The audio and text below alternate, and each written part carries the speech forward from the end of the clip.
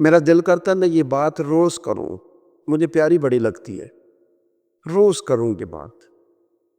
پاک رسول کی پاک اولاد، عزت والے نبی کا عزت والا گھرانہ، امام زین العابدین، اتنے اتنے موٹے موٹے پشت پر نشان تھے، موٹے موٹے۔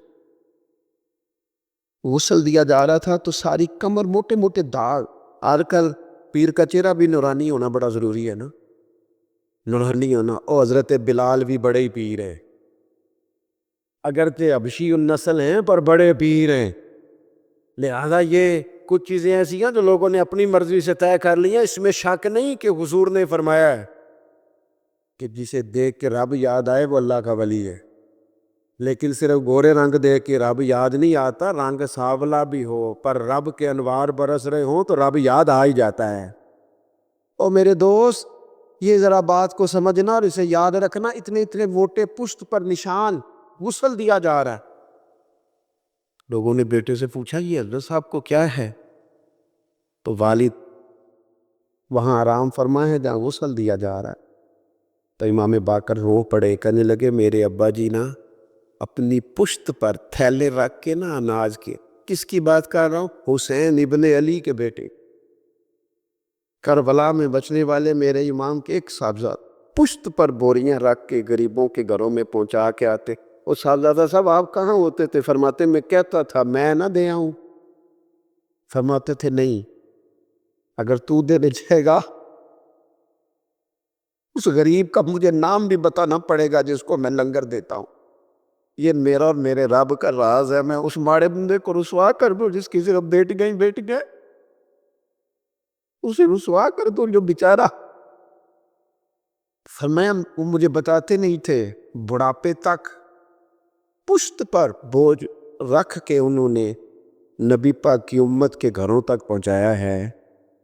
میرے اسا فرمایا کرتے تھے کسی کی بیٹی کی شادی کرانی ہے پھر خود نہیں شادی پہ جانا۔ حضور کیوں؟ فرمانے لگے بچی کا باپ تو محسن کے پیچھے ہی بھاگتا رہے گا، خود نہ جانا، بس ٹھیک ہے پیچھے پیچھے رہنا، سامنے نہ آنا۔ یزید نے کیا کچھ نہیں کیا۔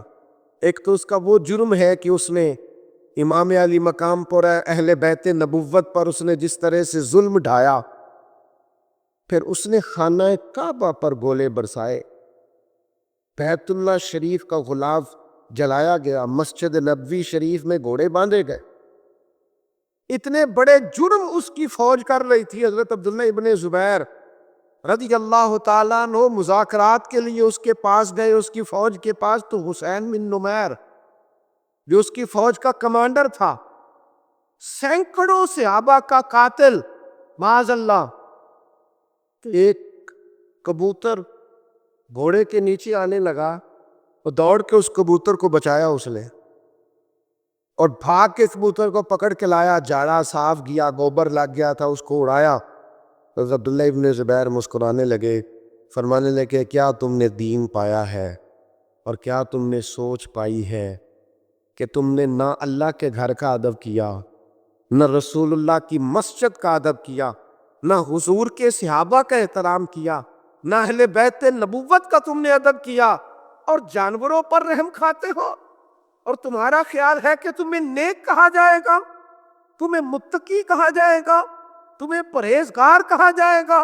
بول پڑے بلے شاہ صاحب، حج بھی کیتی جاندے ہو تے لہو بھی پیتی جاندے ہو، کھو کے مال یتیماں دا، کھو کے مال یتیماں دا پیج مسیتی جاندے ہو، اور ظالموں پھٹ دلاں دے سیندے نہیں، ٹوپیاں سیتی جاندے ہو، نفس تے چھری پھیر دے نہیں، دمبے کیتی جاندے ہو، فرض پلائی بیٹھے ہو، فرض پلائی بیٹھے ہو، نفلہ نیتی جاندے ہو، دسو تے سی بلے شانو ایک ہی کیتی جاندے ہو۔ یہ کون سا فلسفہ دین کا اپنا لی؟ وہ ایک درویش تھے، بوڑھے ہو گئے تھے، انہیں حضرت مسکی کہا جاتا تھا، خوشبو ہی بڑی آتی تھی، خوشبو والا بابا مشہور ہو گیا۔ تو لوگ پوچھتے کون سی خوشبو لگاتے ہیں؟ فرمایا چھوڑو، حضور بتائے نا کون سی لگاتے ہیں۔ جب لوگ بڑے اکٹھے ہوئے تو بابا جی کہنے لگے میری جوانی کا واقعہ، میں سونا بڑا تھا، کپڑے کی دکان پہ کام کرتا تھا، ایک عورت کپڑا لینے آئی تو اس کی نیت مجھ پر خراب ہو گئی، امیر عورت تھی، کسی طریقے مجھے گھر بلا لیا، اور دروازے بند کر کے تو میرے ساتھ منہ کالا کرنا چاہتی تھی. میں نے پورا زور لگایا. پہلے تو وہ کہنے لگی کہ میں مار دوں گی، پھر کہنے لگی کہ لوگ تمہارا یقین تو کریں گے، نہیں کریں گے تو میرا. تو میں کہوں گی یہ زبردستی کر رہا تھا تو بدنام بھی کر دوں گی. جو حربے وہ استعمال کر سکتی تھی اس نے کیے. وہ یار جن کے ذہن صاف بھی، گند کبھی انہیں لذت نہیں دیتا، کبھی نہیں دے. سوال ہی نہیں پیدا ہوتا. آپ کی نظر صاف ہو تو آپ گندگی پہ گرے، یہ ہو ہی نہیں سکتا. مومن ہمیشہ طیب اور حلال کو پسند کرتا ہے، حرام کی طرف نگاہ جاتی نہیں.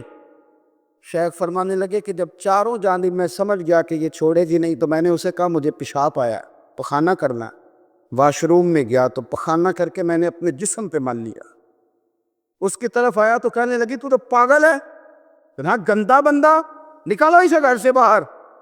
کہتے میں نے پلٹ کے دیکھا اس کی طرف، میں نے کہا کمال ہے نا، میرا تو جسم گندا ہے، تیرا تو دماغ گندا ہے. او حضرت سلطان پاک بولے اور بول کے فرمانے لگے دل کالے نالو منہ کالا چنگا، دل کالے نالو منہ کالا چنگا، پر جے کوئی رمز پچھاڑے. اگر تجھے سمجھ آ جائے نا کہ دل کالے نالو منہ کالا چنگا.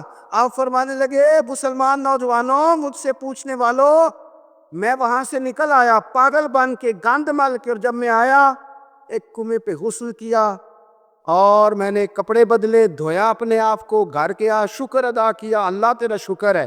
اقبال نے اپنے بیٹے کو دعا دی تھی، اس نے کہا تھا پتر حیا باقی نہیں ہے زمانے کی آنکھ میں، خدا کرے کہ رہے تیری جوانی بے داغ، اللہ کرے تو بچ جائے زمانہ بڑا برا آ گیا. کہتے ہیں غسل کیا، رات کو میں سویا تو خواب میں حضرت یوسف علیہ السلام کی زیارت ہوئی.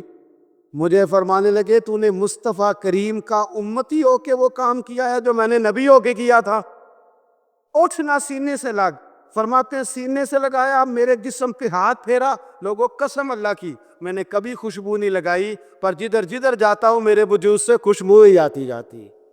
اور ملت کے جوانوں یاد رکھو، دل کالے نالو منہ کالا چنگا، دل کالے نالو منہ کالا چنگا، پر جے کوئی رمز. مولا علی شیر خدا نے ایک دن دیکھا کہ کتنے دن گزر گئے، سیدہ فاطمہ نے نہ کھایا کچھ نہیں. بچوں نے تو کئی وقفے سے گویا کچھ کھا لیا ہوگا، لیکن مولا کائنات نے دیکھا کہ حضرت فاطمہ کو تو کتنی دیر ہو گئی. اصرار کیا کہ فاطمہ چلو یہاں نہیں تو حضور کے کاشانہ نور پہ چلی جاؤ، باپ کے گھر کی تو بیٹی ملکہ ہوتی ہے نا، تو وہاں چلی جاؤ. حضرت فاطمہ حضور کے کاشانہ نور پہ آئیں.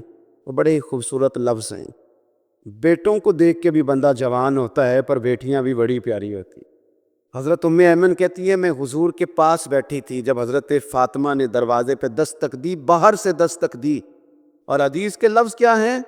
حضرت فاطمہ نے باہر سے دستک دی تو محبوب اندر سے فرمانے لگے ام ایمن دروازہ کھولو.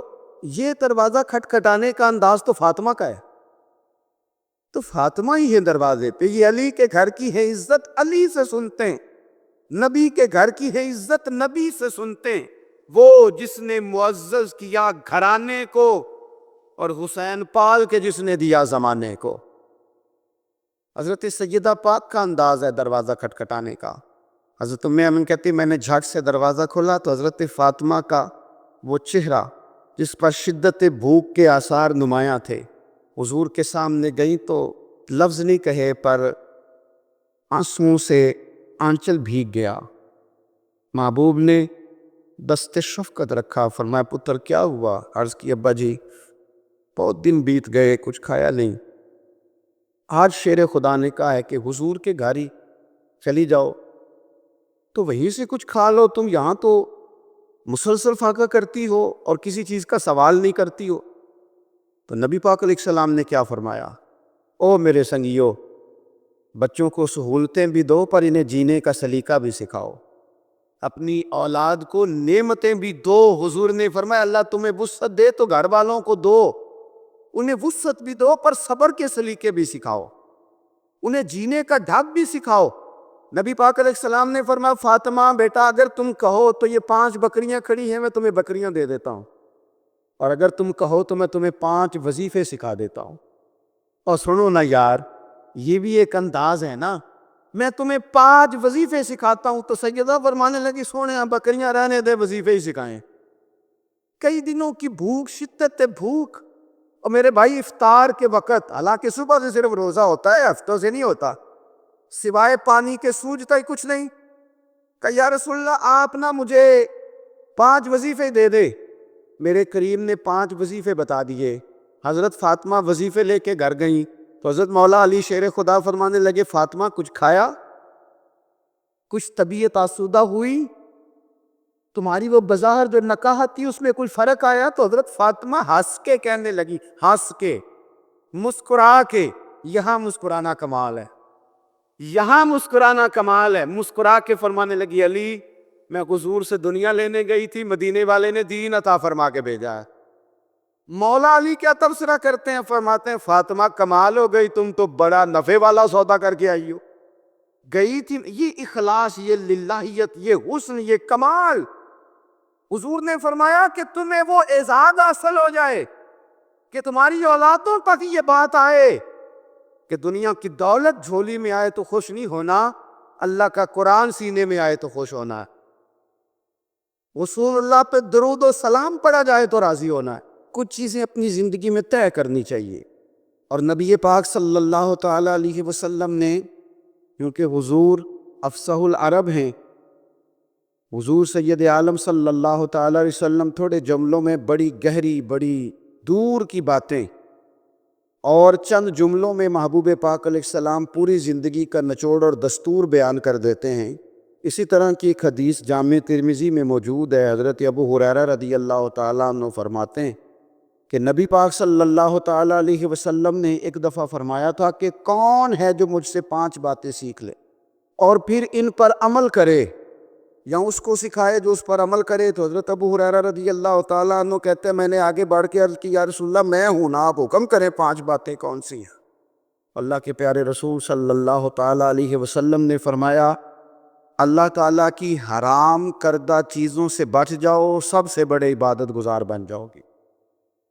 پھر نبی پاک صلی اللہ تعالیٰ علیہ وسلم نے دوسری بات ارشاد فرمائی, فرمایا اللہ تعالیٰ کی تقسیم پہ راضی ہو جاؤ, سب سے بڑے غنی بن جاؤ گے. پھر حضور نے تیسری بات ارشاد فرمائی, فرمایا اپنے پڑوسی سے حسن سلوک کرو, مومن بن جاؤ گی.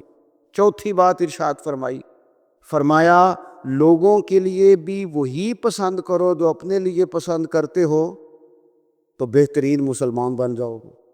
پھر حضور سید عالم صلی اللہ تعالیٰ علیہ وسلم نے 5ویں اور آخری بات ارشاد فرمائی, فرمایا زیادہ ہنسا نہ کرو, زیادہ ہنسنے سے دل مردہ ہو جاتا ہے, دل مردہ ہو جاتا ہے. زیادہ نہ ہنسا کرو, کبھی کبھی رویا بھی کرو. اور قرآن حکیم فرماتا ہے کثرت سے رویا کرو, تھوڑا ہنسا کرو. بہت زیادہ ٹھٹھا کرنا, بہت زیادہ مذاق کرنا, زندگی میں ہر وقت کسی نہ کسی شغل میلے کے لیے تیار رہنا, یہ دلوں کو سخت کرتا ہے. ہم سمجھ رہے ہوتے ہیں کہ تھوڑی دیر کے لیے خوش ہو رہے ہیں, خوش طبی کر رہے ہیں, اس سے اندر کی کیفیات پتھر ہو جاتی. یہ حضور خود ارشاد فرماتے ہیں الجھے ہوئے لوگوں سے گریزاں نہ ہوا کر, اور حالات کی قبروں کے یہ کتبے بھی پڑھا کر. ہر وقت کا ہنسنا تجھے برباد نہ کر دے, تنہائی کے لمحوں میں کبھی رو بھی لیا کر. نبی پاک صلی اللہ تعالیٰ علیہ وسلم نے منبر پر بیٹھ کر کن دنوں, جن دنوں حضور کے وصال ظاہری کے دن قریب تھے, تیز بخار تھا, منبر پر بیٹھ کر کریم محبوب نے فرمایا تھا لوگوں رب نے ایک بندے کو اختیار دیا ہے, چاہے تو دنیا میں رہے اور چاہے تو اس کی بارگاہ میں حاضر ہو جائے. اس بندے نے جانے کا ارادہ کر لیا. حضور فرماتے ہیں میں تمہارے بیچ رہا ہوں, اگر میری وجہ سے تکلیف پہنچی ہو تو بدلہ لے سکتے.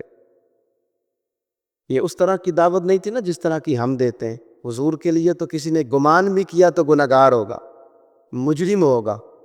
لیکن ایک صحابی حضرت عکاشہ بن محصن اٹھ کے کھڑے ہو گئے, عرض کی یا رسول اللہ صلی اللہ علیہ وسلم, ایک جنگ کے موقع پر آپ نے مجھے درہ مارا تھا,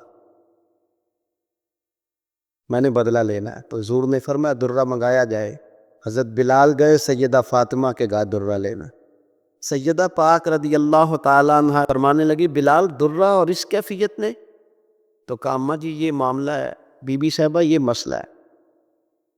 تو حضرت فاطمہ نے دونوں شہزادے ساتھ بھیجے، کہنے لگی عکاشہ سے کہنا میرے پتر دونوں حاضر ہیں، 100 درہ مارے، ان حضور کی طبیعت صحیح نہیں ہے، ان کے قریب نہ جائے کوئی۔